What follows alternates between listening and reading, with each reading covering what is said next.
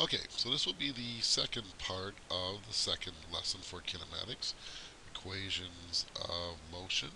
This time we have a problem in the vertical. Like the questions before, set up a positive and negative axes right there. And let's go through it. A ball launcher on the ground is aimed straight up and it launches a baseball with an initial velocity of 49 meters per second up. The ball continues upward to a stop and then falls until caught by a player leaning out of a window 78.4 meters above the ground. How long is the ball in the air before the player catches it? Now this type of problem usually sets up a quadratic. So here we have the equation for a quadratic.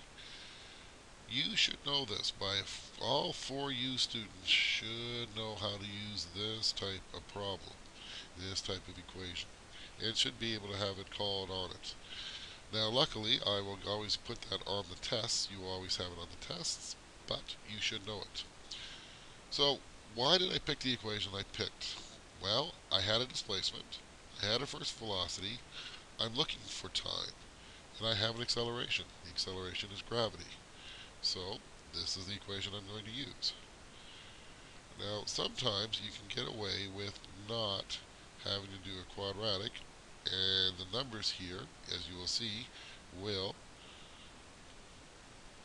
allay this to us. Anyway, let's put in the data that we know. We know that displacement is 78.4 meters up, so that's going to be positive. We know that the original speed is 49 meters per second, delta t. We know that gravity is negative 9.8 meters per second squared under our system of direction here. Okay, so let's rearrange this. Let's say 0 is here. Half of 9.8 is negative 4.9 meters squared second squared, sorry, meters per second squared.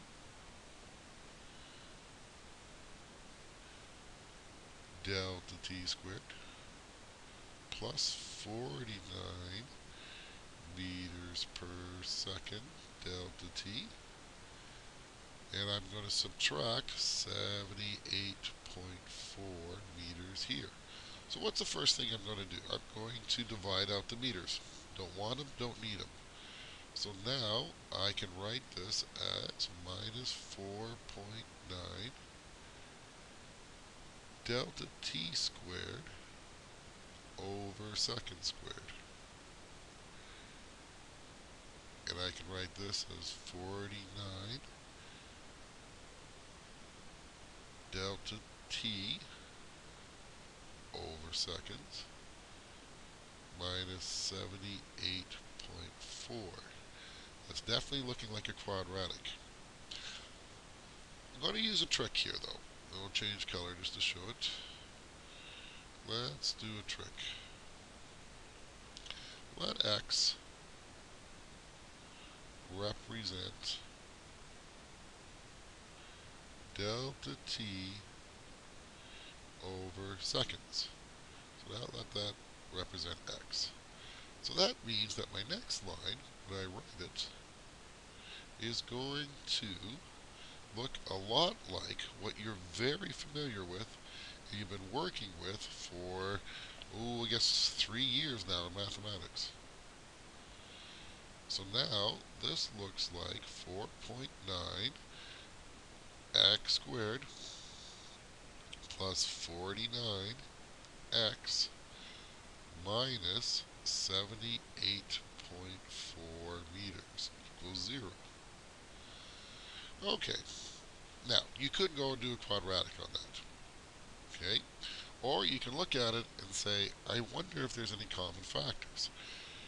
Well, 49 and 4.9 look pretty tempting, so it would be worthwhile just to divide that out and see what happens.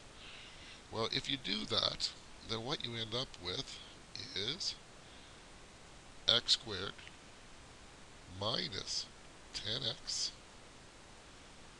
plus 16.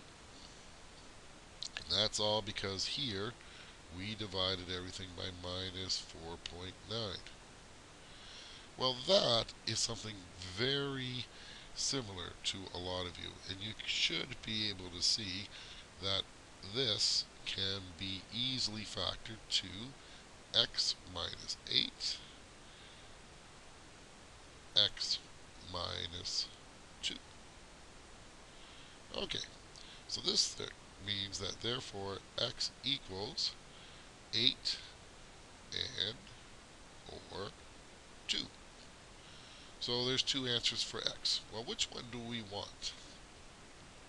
Well, the trick is that we were told that the ball went to its max height and then was caught on the way down.